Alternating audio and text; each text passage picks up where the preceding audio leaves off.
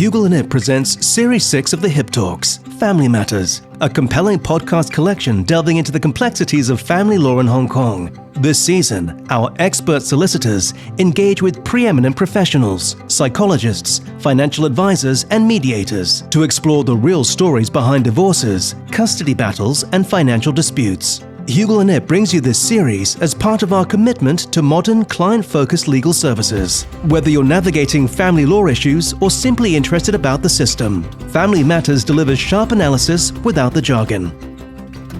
Today, we will explore the intricate world of family law and the financial complexities that often come with it. I'm your host, Kajal Aswani, and today we are diving into a crucial aspect of family law, the role of forensic accountants.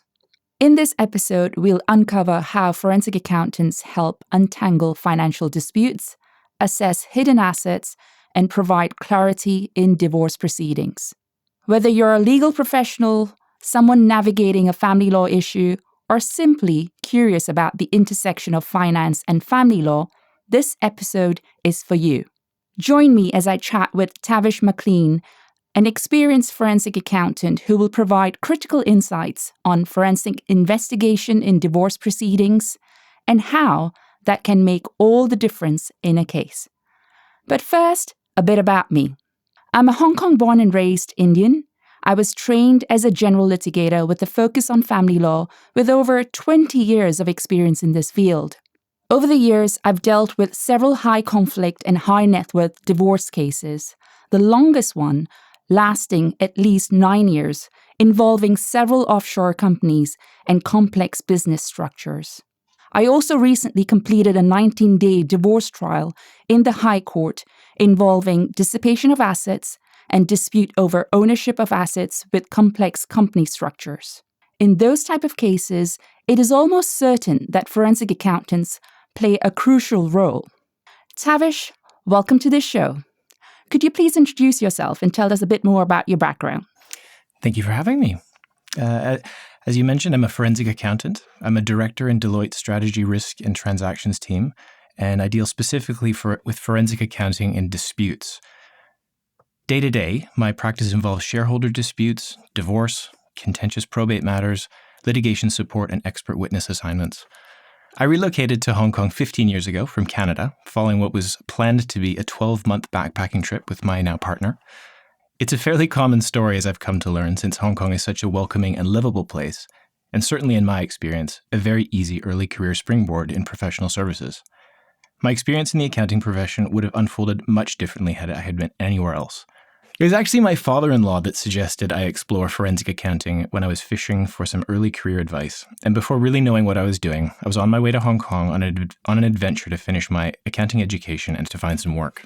I'm fortunate to have been able to have started my career in forensic accounting in insolvency rather than to have to begin in tax or audit, which is also a very common route, although seeming to me a bit of a tedious one. This exposed me to the stress and excitement of this profession very early, and it's been very rewarding all along the way. That's interesting, Tavish. As you know, Hong Kong has been the Asia's world city. So, and stories that I hear from my friends often is that it's a common one. You know, you come to Hong Kong thinking that it is going to be a short visit, and then you end up making this your permanent home. Just a little bit more about me. I don't know if you know this, but as a junior lawyer, I did not want to practice family law because of all the emotions that's involved and obviously the misconception that comes with it, that family lawyers wreck marriages. But when I first came across a case as a trainee solicitor in my second year, it really piqued my interest. The case that I was involved in actually was a couple who were married for 47 years, but the husband disputed the validity of the marriage. I mean, can you imagine the animosity and the heightened tensions that followed? I mean, it was really those Ally McBeal moments for me when I used to go to court, and every time we were there was always a change in defense and new matters being thrown in, and it was just incredible. Now, you can imagine with, someone disputing a marriage, the case that followed after that was just complex, and it involved a lot of companies in various jurisdictions, including offshore jurisdictions, requiring involvement of forensic accountants to trace assets. it became very clear early on in that process that I was involved in that we really needed to rely on accountants for these type of exercises. I think the concept of divide and conquer is extremely true when it comes to dealing with big money, complex divorce cases. No, I completely agree. We tend to get involved in cases at a few different phases of the life cycle, as you could put it, of a divorce. Mm-hmm. My preference is usually, and I think this is the overwhelming preference in the profession, is that we get involved really as early as possible. So at the outset, to back up, it's helpful to bear in mind that, and this sounds a bit cynical, but whenever there's money or value at stake, there is a significant risk of deception. And especially that's the case when one party or the other is not particularly financially savvy. So we talk a lot about the tools that forensic accountants use to identify concealed assets. But before we even start on any of those points, the technology points, the types of analysis, the first tool is really awareness. And everyone should have family money matters as part of their interest. You may not know every single in and out of exactly where to begin looking, but the financial family life is a really important area to have a working knowledge of, not only as relevant to divorce, but later on, if you need to pick up the pieces following a death of the other spouse, you can feel very much alone if you've not bothered, or if you've not taken the time to incorporate that into your body of interest. Ask yourself whether you're paying attention to how money is discussed in your family, what concerns arise as a starting point, how your spouse talks about money with friends. Mm-hmm. This will give an indication, I think, later on down the line about what's actually important in the financial standing of the family. Bringing in a professional is where we want to bring in some necessary clarity, and this is often at the time of disarray or upset. So that's death, divorce, bankruptcy, or when contracts get breached and so on. Forensic accounting involves the application of accounting, auditing, investigative skills to involve financial disputes. And in the context of matrimonial disputes, our role is really to untangle the complex financial matters, identify and appraise assets, and ensure that both parties and the court have a very clear and fair understanding about the financial situation at stake. So bringing in a forensic accountant really as early as possible can significantly benefit the entire process. Early involvement allows us to gather and analyze financial data more effectively, identify potential issues, and provide some strategic advice. This can help prevent the loss of valuable information and ensure that the financial disentanglement is as smooth and fair as possible. So, for example, if a spouse has been hiding assets or manipulating financial records, or if it's suspected that they have done, an early intervention can help uncover whether or not those issues require maybe more information or more investigation. If you can collect information or have some visibility into what may be going on before professionals get involved, it makes those assets much easier to uncover later on down in the piece. Yeah. So you're absolutely right there, Tavish. I mean, one of the things that I always advise my client is pre-separation is if you're thinking about divorce, it's extremely crucial to take some preliminary steps. So you start by, for instance, gathering financial documents, you look at bank statements, you look at tax returns, and you identify what are your debts and liabilities. This will do a couple of things. It'll give you a comprehensive understanding of what your financial landscape is looking like, but also because in the divorce proceedings, there's a very important process, which is to identify what are the marital assets.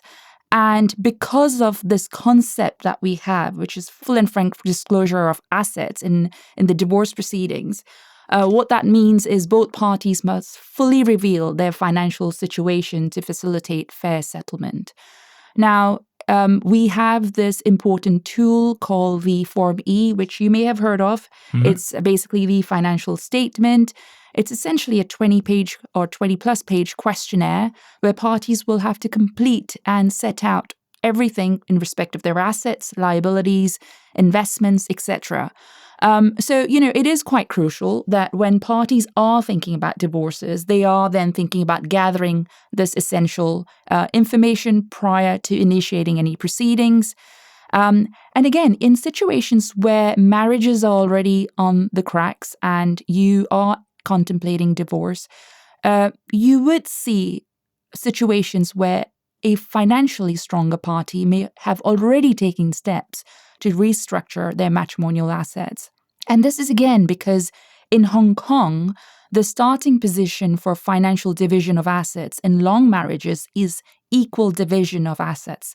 So essentially, there's no distinction between a breadwinner and a homemaker. So what the court does, it really takes into account both roles and contributions by both parties as equal. So with that in mind, knowing that the starting position is equal division, sometimes you will see, and actually more often than not, that parties would have already taken steps to restructure their assets at the time when they're contemplating separation. So my advice to clients, Tavish, is, well, keep your eyes and your ears open. Mm-hmm. Well, what does that mean? It's that during the course of your marriage, if your spouse has had discussions with you, for instance, about, well, we are going to go to this country and think of assets, or they're talking about bitcoins and digital assets, something of that, I would say have a mental note of the discussions you're having with your spouse, because once the Form E is disclosed to you, you can then look back and see whether there were questions or there were those assets that were revealed. I would also say that if you're having mails come to your household from a bank, for instance, so let's say it's Bank of China, Bank of America, keep a mental note of that. But beware, do not open those envelopes, right? Because there can be serious consequences due to breach of privacy laws. And we regard this as self-help. So do not self-help by opening these documents. Do not even think about breaking into phones or computers, because there, as I mentioned, there could be serious consequences. That's a fair point. I think, as I mentioned before, it's really awareness. I think that's sort of where the point we're trying to emphasize here is really your first tool is awareness, making sure that you understand, okay, right, if there's bank statements coming through, if there's expensive hobbies that are being pursued, that you have some idea where and abouts the money is coming from and where it's going to whose benefit is the money being applied. Moving past awareness and into information gathering, as I mentioned, is also important. And this really is where we come up with a sort of memory aid for when the professionals need to be brought on board. This is going to save a lot of time and a lot of resources when you have a very good idea of potentially where you think there have been accounts that have been left out of the Form E picture, properties, real properties. If there might have been other interests like, let's say, the watch collection or the yacht collection that should certainly be disclosed, but for some reason they appear to be missing. So what do we talk about when we're talking about asset tracing? And this is only a minor sidebar, but typically at this stage, we'd be looking at 3 different categories of assets: corporate assets, tangible assets, and financial assets. Corporate assets being shareholdings, interests in joint ventures, and so on. Tangible assets, that's our real estate, real properties, boats, watches, cars, and the like. And financial assets, that's principally cash in bank accounts and cryptocurrencies. Very topical these days. So the techniques for tracing those assets are limited at this early stage, usually due to incomplete information. Although it's important that we maybe if we're a capable firm, or if we've got connections overseas, that we can mobilize investigators, we can involve a larger team geographically to be able to assist in that search. So in Hong Kong, that's the company's registry is one principal source of information. And we can go there first and find out where, okay, we have certain companies that have been identified, who are the members and directors of those companies. But if it's an offshore company, it's a bit more complicated, isn't it? It's much more complicated. And that's where we might get the first indication of an offshore company if it's, say, if it's one of the shareholders of your spouse's company, then we know to go to BVI or Cayman or Mauritius or wherever the documentary trail is going to take us. Right. So the practical steps, as you mentioned, are really going to be documenting, monitoring, communicating, and getting that professional advice early. So what do I mean? Keeping a record, even however informal that it is. If it's an Excel spreadsheet, it's a box of observations. It's something that you can go back on and just remind yourself when it comes to actually divorce day. We'll have something that we can remind ourselves with.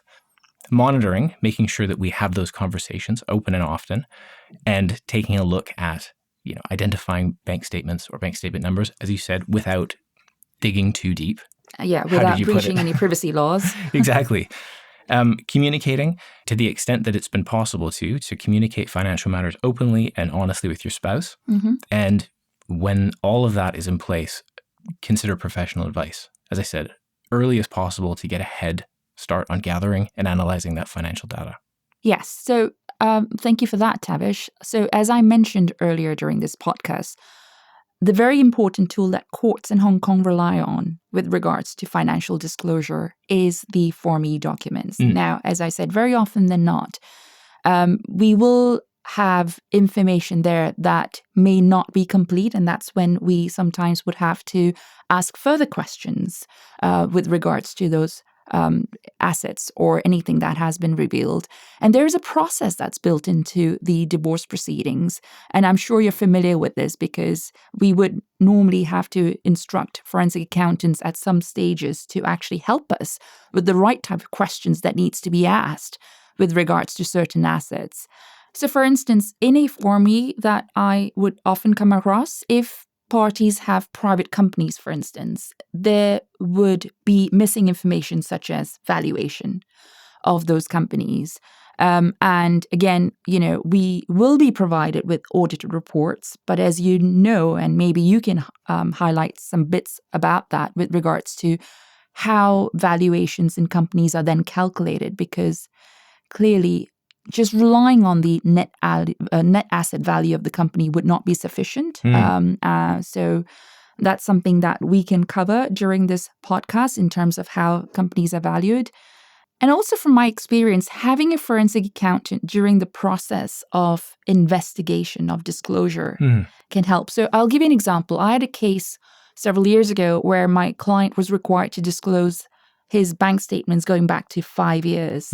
And one of the allegations that was made that over the course of his marriage, he had accumulated substantial income investments, and the pot that was disclosed was essentially higher than what was actually the real fact. So ultimately, we had to instruct forensic accountants to essentially go through all of the bank statements, including the income, to set out essentially what was the actual pot. And it was quite a tedious exercise. And if I had to do it myself or with even juniors in my team, the cost would have significantly escalated. And we made the right decision, rightly so at the time, to instruct forensic accountants to help us out with this sort of process. I also had another situation, again, this was early on during our divorce proceedings, is where we had to instruct forensic accountants during the disclosure process to ascertain the wife's spending habits. Because whilst the Form E would clearly set out the expenses, the liabilities, the needs of the parties, ultimately, when she took out an application for interim maintenance, the figures were much, much higher than what was historically being spent during the marriage. And instructing forensic accountants at that stage where they were then able to go through the bank statements, they were able to identify what were the spending habits during the marriage and, during the separation, and then opposed to the application that was actually being made. You raise a really interesting point. And one of those is, I kind of go back to early on, I was discussing, at what point do we get engaged? And sometimes we do find that it's very tempting for, solicitors and their juniors to try to get their head around what are going to be the accounting issues, the forensic accounting issues, until things really get quite complicated. And then they tend to not hoard the work. and it might come across my desk. And really, I think every forensic accounting team will have their own approach as to how to really get their head around that. But ultimately, the technological aspects of this are a bit rudimentary. I mean, it's still done a lot with spreadsheets. We'll build up a database of transactions, and you go through this, and there's an orderly manner to be able to build up what the average expenditure and income from companies and how those would actually benefit the family pot. So there is some discipline to the program. As you mentioned, the Form E really does. It's supposed to have everything. It's supposed to have all of your expenditure requirements stated by categories, potentially supplemented with bank statements, credit card statements to support those facts. Considering that the marriage might have been having difficulties for some time, in the ideal scenario, lawyers would secure the disclosure of, 4 or 5 years, I would say. There's no hard and fast rule, but I would say 4 or 5 years gives a very good window into, let's say things have been deteriorating for 2 years, and my spouse has had 2 years to start shifting things around to make it look like that this matrimonial pot is quite small. My expenditure requirements are either inflated or deflated, depending on exactly what purpose we want to serve. If you go back before that, so if you go back significantly further, so 4 years, we're able to look at the picture and see if it's changed over time. And that type of analysis is a bit more complicated. And so that's when it's helpful to have somebody who's got a bit of a program and a bit of a track record to be able to put that analysis together. Yeah. And then really communicate it in a way that is a layperson can understand. I mean, I do have a lot of sympathy for the judges who have to read valuation reports that exceed 300, 400, 500 pages. Now, just on that, Tavish, you've brought up an important point. So just starting point, financial disclosure informees, the standard period of disclosure is just 1 year with regards to bank statements. Now, of course, in scenarios that you've just described, where if there were cracks in the relationship early on, if parties were talking about separation, and as I mentioned earlier, and you did as well, that parties could have already started restructuring their assets. So there is an argument where often courts may sometimes agree to having disclosure going back to a certain period of time. So in a case that I dealt with several years ago, we went back 5 years. In another unprecedented case that I dealt with, went back 8 years. The other thing I wanted to mention is the court's views on documents that are being produced in divorce proceedings. So very recently, I think it was 2 years or 3 years ago, we've now introduced this system whereby the questionnaires are only limited to, initially was limited to 5 pages for simple cases and 10 pages for complex matters. But now that's been, again, limited to 10 pages. So what the courts are really trying to do is to have as little questions to be asked initially. Of course, if there's a reason that the parties are not complying with their discovery requirement or disclosure requirements, then you would be taking out appropriate applications like specific discovery applications. But even then, my recent experience in court has been the judges would turn around and say, well, you know, the parties are experienced lawyers, go out and deal with it by way of correspondence, because they're always inundated with so much paperwork and disclosure that, you know, you need to draw a line somewhere. Oh, certainly. Yes. And there's this concept of adverse inference, as you know, where the courts will say that if someone has deliberately not provided certain information, that adverse inference can be drawn against them. And I think the cost of doing this type of exercise is often disproportionate in most cases. That's correct. If we've got, I mean, we know that the advice, this type of advice is not free, and clients may not wish to spend money on doing a scenario analysis that covers 5, 6, 7 years, unless there's very good grounds to do so. So I tend to sympathize with the court on this one. Yes. So, you know, just going back to the question about valuation of company. Now, as I said, often we will see parties with private companies and the information on the form will be limited to be confirmed, to be advised. And this is always a matter that inevitably needs to be dealt with by forensic accountants. Perhaps you can explain to us your involvement in these type of situations and what sort of help you can provide clients in these situations. Certainly. At least in my experience, valuation is the primary instance where we get involved in these types of disputes. I shouldn't say disputes necessarily, because often the value of the company is just TBC. It's nil. According to whichever party is controlling the business, they don't see it as necessarily worth anything beyond what it's giving them in terms of a salary, and they don't really know business valuation, and so they just put nil. Or they'll put TBC, as you say.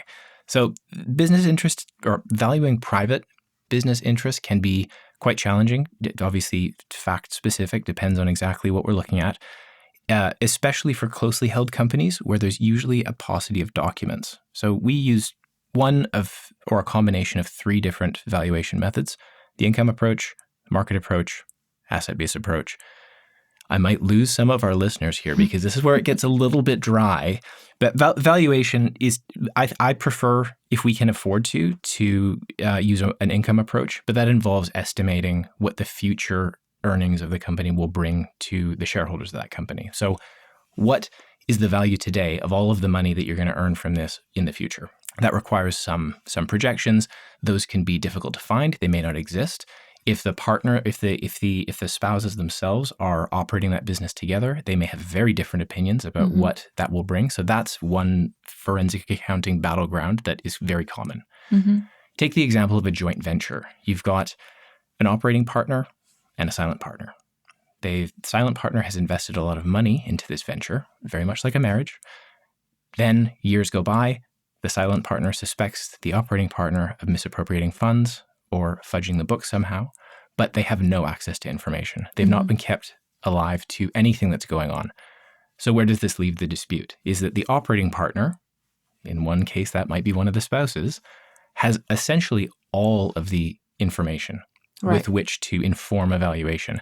And so they're on the receiving end of a lot of the disclosure orders. It's a proportionate amount of information that they keep, because if they've shut out intentionally or unintentionally this silent partner, that's just the situation that you find yourself in. Alternatively, difficulty with private companies as well is a market approach. And this involves a comparison of the subject company's performance against some publicly available benchmark. So it could be a price to earnings ratio. It could be with reference to a recent transaction of a similar company that's taken place in a private equity market. As you can imagine, finding a decent comparable or a mix of comparables is a matter of heated debate. Can go on for a long time, and nobody can really get to it attracts a lot of respectable criticism, I should say. Tavish, what about the NAV, where it's the net asset value? Is that something that parties, if they put that down on a Form E as the valuation for the company, should any weight be placed on that? And how would one, as a forensic accountant, how would you view that? Skeptically, I suppose, is the best way to put it. I think an NAV is a perfectly acceptable, and it's one of the three valuation methods that I would turn to. It's determined simply by subtracting the business's liabilities from its assets. The per share NAV is then obtained by dividing the NAV by the number of shares. It's often, in a case like this, it's a 50-50. The issue is that it's merely a snapshot at one moment in time, and so it really excludes any of the benefits of holding this into the future that are set out explicitly in a discounted cash flow or implicitly by the market approach. And so it's usually the lower of the three. And so it's important that when we're doing a valuation, we have at least one cross-check. The other aspect of NAV as well, I think we were having this discussion recently, was where you mentioned that the assets, if they're listed on the audit reports, the value would be as of the date of purchase and not necessarily as of the date, the market value, as of the date of the divorce, for instance. So those will have to be then updated and valued and appraised. So therefore, the takeaway that I see is that you do not rely on the NAV based on the audit reports. Is that how? That's correct. I would add to that to say, depending on how those books are constructed. So financial statements in Hong Kong are all audited unless you've got some exemption from providing the audit report. But the notes to those financial statements will set out what the basis of valuation for a lot of the larger assets. So obviously, cash at bank is exactly what the bank balance should be. But if it's real properties, those would likely deserve a closer look if they haven't been, if the book value is as of 2015. If things have taken a nosedive, then at the very least, the NAV is helpful as a sense check, but there are, as you mentioned, quite a few caveats where it's not going to give you what I think is closer to fair value in these circumstances. Okay, and what about where, again, often we see families having companies which are private limited companies in which they are major shareholders, or sole proprietorships where they are the sole proprietor, and then using the company as their piggy bank to then maintain the family expenses and so forth and so on. In those type of situations, firstly, do you come across that a lot during divorce proceedings? And if so, how would you be dealing with valuations of those type of companies? And what is the types of methods you'd be looking at for? What are the types of questions, if you're involved in that, you would be asking from the party who is a major shareholder in that company to provide for you then to at least get a valuation of that company? I think that there are a few very standard places where we would look to get information. One of them is first of all, the business's bank statements. Okay. The audited financial statements, to the extent that they're available, unaudited financial statements as well. So the set of books that's actually being used to make decisions on a day-to-day basis is probably not the audited financial statements, but they probably have a set of books that then the auditor would use to prepare them. So they may have management accounts, they may have their own projections, and they have their own government filings. So the tax returns would hopefully show legitimately what's being declared as income by the parties. Being able to separate the business and its sustainable income by necessarily adding back certain items of expenditure that relate directly to the family. These adjustments take place before you can arrive at what looks like this is the earning capacity of the company on its own with proper management. And this is what separating that from what the owner's managers are taking away from it.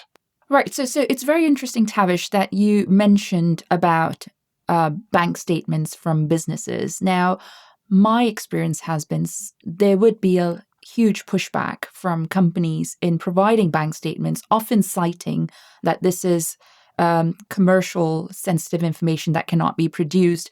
And then in some proceedings, or in some cases I've dealt with, we would only be provided with ledgers that are self-generated by companies. But, then we would have to take a view on whether or not we need to take on the next step, which is a specific discovery application, essentially going to court, identifying documents such as bank statements of a company to be provided.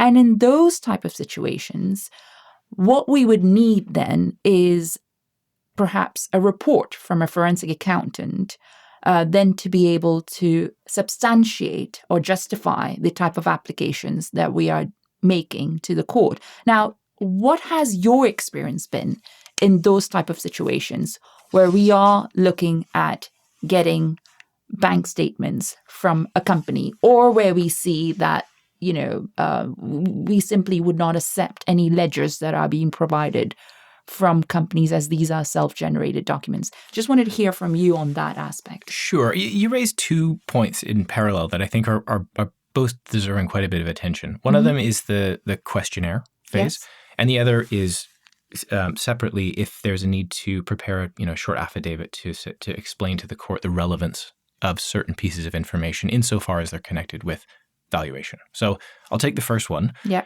During the formation of the questionnaire, as you mentioned previously, it's expensive real estate. If you only have 10 pages and you actually want to interrogate several dozen, 100 transactions or so because they seem suspicious or they seem they just deserve more attention. They're all seemingly awkward, or we don't understand the nature of the business well enough to be able to make an informed projection on our own. We'll assist with the questionnaire phase, but it can be it's a bit of an art, I should say, to be able to boil it down to merely 10 pages. So I would say that it's not unusual at all during the disclosure phase and during the review of information that forensic accountants will need to go back, make further inquiries, and particularly when looking at bank accounts. They often show, I want to say, about 30% of the information that we want. And it's not enough information to base a projection on or make a business valuation case on. It's just the ins and outs of the company. So we have our debits and our credits, but they're just in relation to the bank accounts. And often if we're looking for, let's say, suspicious transactions, we want to say, who did this $10 million go to?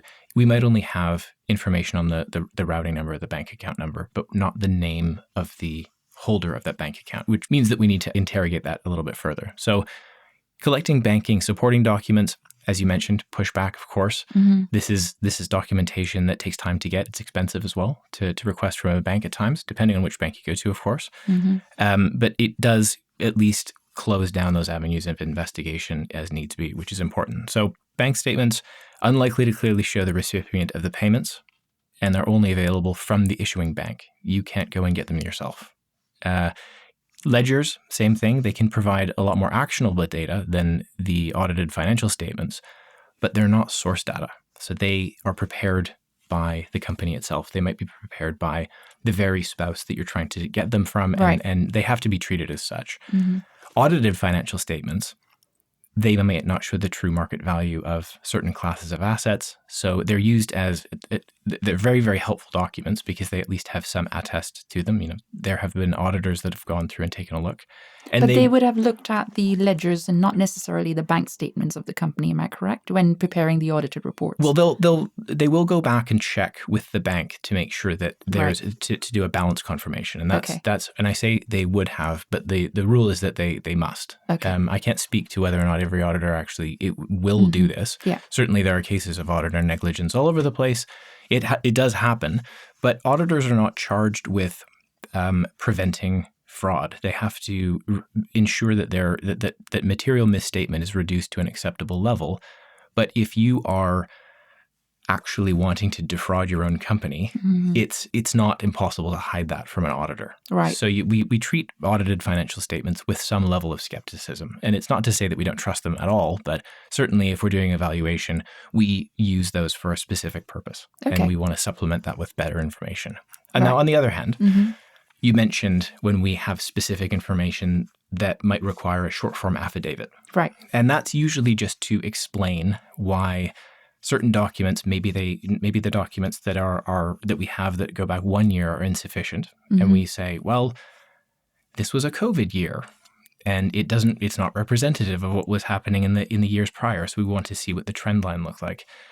We can explain that to the court to the extent that it's helpful. Right. Insofar as it will inform evaluation. Yeah, they're generally made in the format of a short affidavit. So setting out the look back period, the detail of information sought, the specific documents believed to be relevant and in the possession of the disclosing party. But there's no hard rule. I tend to request 5 years because that is very convenient. But as you say, if you've got a group of companies that's very complex, very interrelated, that can quickly turn into a very expensive request, and it will attract pushback. Yeah. So the limitations with banks is 7 years, right? If you go back, it's up to 7 years that you can request for documents. You can request however much you want. Okay. They are only required to maintain 7 years. Yes. But I've been able to get 10 years before. Oh wow. Okay. Hey, don't ask, don't get. All right. So Tavish, just wanted to ask your views on the appointment of experts in matters to assist courts. Let's say, for example, on valuations. So you would hear the courts perhaps appointing parties experts and sometimes single joint experts. Right. So I wanted to know your views about what would be your preference in those type of situations and what sort of experts do you think that would assist the courts? I mean, would parties experts be more cost efficient, or would, having a single joint expert in these matters help? Right. I think I understand the court's thinking on this, which is, and I hope I'm not completely missing the mark, but in order to save time cost, to appoint one expert between both parties, both parties are able to inform that expert, and they prepare one single expert report. It streamlines the process because in the alternative, and I gather that they can take a little bit of a different format depending on exactly the circumstance, but you each party appointing their own expert, taking instructions from their clients, potentially being fed differing information. So going back to the example I was using earlier about the parties that have differing views on the future prospects of the company. So expert A is provided with very aggressive projections, expert B very conservative. And so what results is, let's say, a discounted cash flow valuation where the experts end up on different planets completely. And that's not an ideal situation. Yeah. So then we need to go into the joint expert meeting, Right, where the issues are laid out. Exactly what are the points that are agreed, and more importantly, where are the battlegrounds that need to be determined at the next stage. So it's a longer process. Yeah. In the single joint scenario, you can see how actually this does streamline the process. It can make it more expensive if both parties decide to, behind the scenes, employ their own shadow experts. Which is often the case, isn't it? I think so. I've been that shadow expert before, and they're really entertaining engagements. Yeah. The pressure is on the single joint expert, and your expertise is being applied to determine whether or not the questions that are being asked are relevant to valuation, whether or not there are legitimate grounds to resist providing information, whether or not they're connected to valuation matters or not. But typically, the single joint expert is they discharge their duty to provide an unbiased opinion to the court. That is the role of the expert in those situations, whether or not you're singly appointed or jointly appointed. Great. So, what methods and challenges, Tavish, have you encountered when valuing assets? I mean, business appraisal it involves more moving parts than valuing a portfolio of tradable assets. And so, really, what the most difficult part of a discounted cash flow principally a discounted cash flow, because it has the most inputs, but it's really collecting all of the relevant documents and information. It sort of brings me back to the point of knowing your family's financial life well, getting involved early. If there are points of note, points of concern, that you have them top of mind, because we're not experts in your family's business. We're experts in valuation, and when it comes to explaining what is the operating reality of that business, we're going to rely on the owner operators of that business to be able to round out our own understanding of it. Right. And that is it's a challenge, whether or not you're singly appointed or jointly appointed. Getting that fishing that information out of people can sometimes be difficult, because it's a cagey time in your marriage life where you're trying to separate. No, it's absolutely quite a cagey time as you've described it. Can you tell us some of your experiences on matters that you've dealt with and something that you found extremely interesting that you'd like to share with our audience today? Sure. I was involved in a case about 2 years ago, and it was a very high net worth family. Okay. And we would have been, we were working for the spouse that had principally all of the family, all of his family company's assets in his name. They were all corporate entities. They were traded in Hong Kong. They were traded they're traded overseas, and he had written down on his Form E that they were all worth nothing. Right.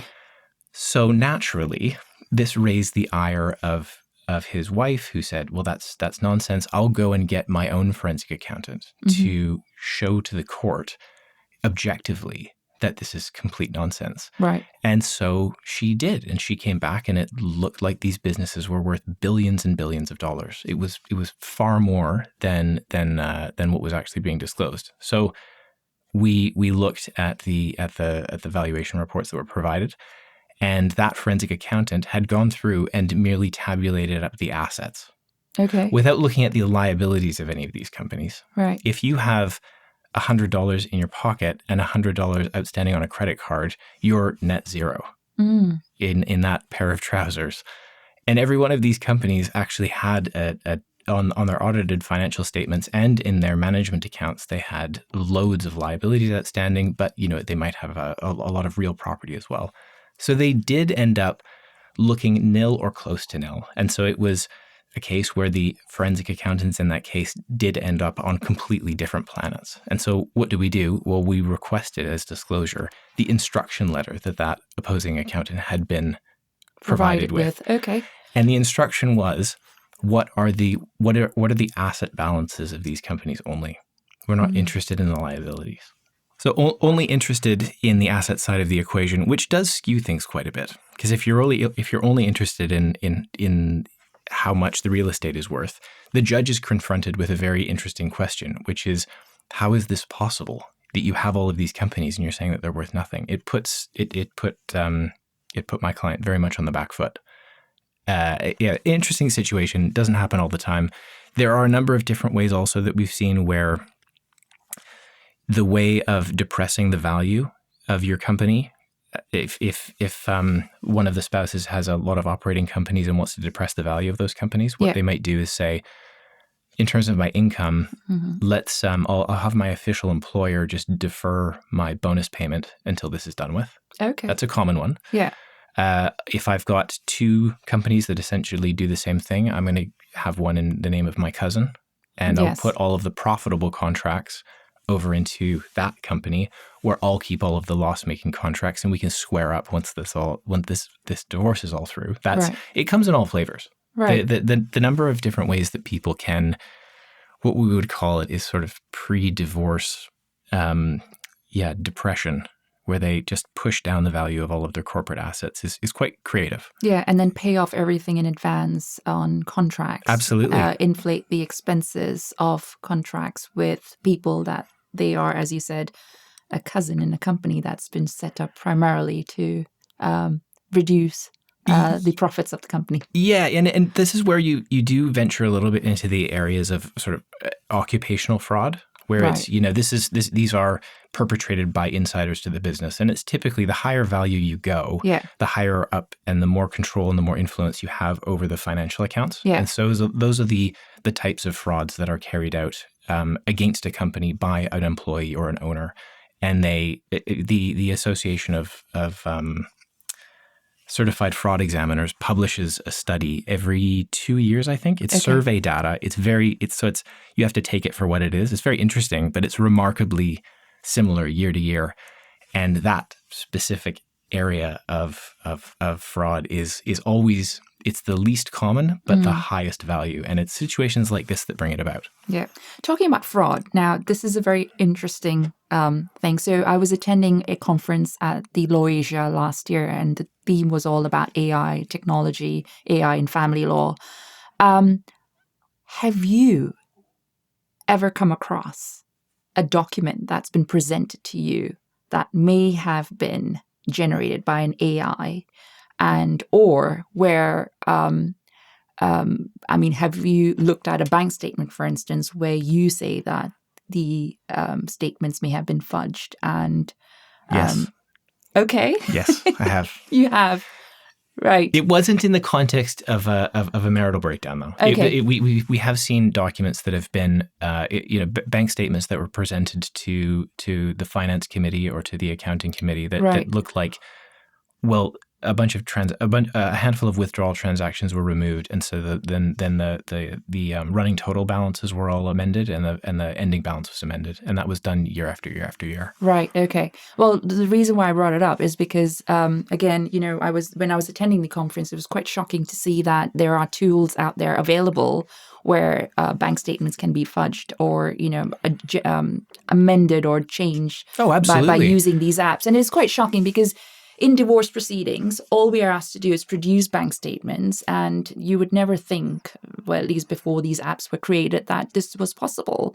If you're interested, and I recommend for anybody that this is their interest, to go on Google and just look up fake receipts. Right. You can get a fake Hugel and Ip invoice made up by AI for any amount. It's shocking. And the amount of AI-based deception that is coming up nowadays, where previously if there was something fishy going on with the accounts, and you've probably gotten these types of phishing calls, where it's an email from the boss saying, "I just need you to do me a quick transaction. Can you I'm too busy to pick up the phone." To just pick up the phone, that would normally be the quick fix.